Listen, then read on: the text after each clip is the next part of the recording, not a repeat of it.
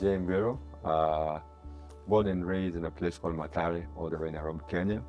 I was born in poverty. I was born without having anything, and that's not a cliche. At some point, I was arrested, and I went to prison.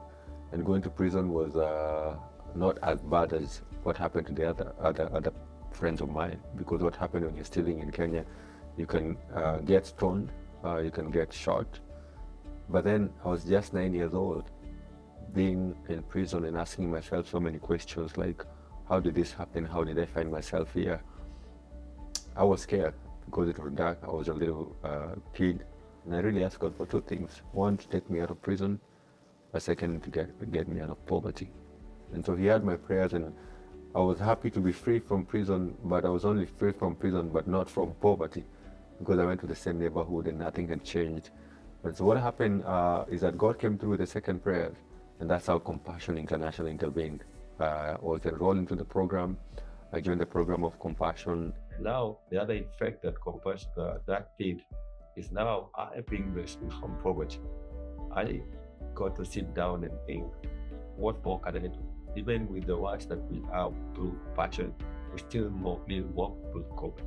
And what a better way than people who've been rescued from poverty, going back and adding their voice to that and bringing them to this big voice. Because actually, I believe that for poverty to be over, to be ended, there has to be, the locals have to be at the forefront. There's so many Africans who have gone out of poverty. They know somebody who's gone through poverty, or they've gone through poverty themselves. So they have first-hand information about that. And I'm like, what if we're able to bring in some of all these Africans, be able to support children, and if not anything else, at least to mentor children and help them through, because poverty is mental.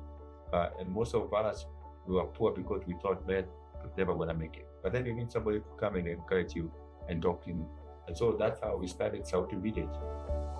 There's a saying that says that it takes a village to raise a child.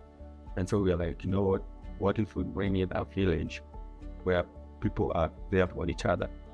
And so we are like, what if we partner that kid in the slum of Kenya or Africa with a mentor who is from the community? They speak the language, they look the same, and they understand the culture, they understand the challenges. And so the organization is pairing kids in poverty with a mentor who is from the community, and you become like their big brother. And with that, what's going to happen is like Africans are going to feel like, we're part of the solution. We're not just sitting back watching other people do something. We're actually part of the solution.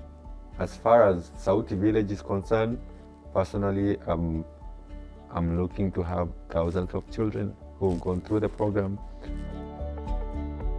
At some point, maybe 15, 20 years, when you have kids from Africa and they're not coming to beg, but they're actually sitting at the table discussing business with anybody else in the world, so that they're not going to be sitting to beg, but they're sitting, even being innovative and giving ideas.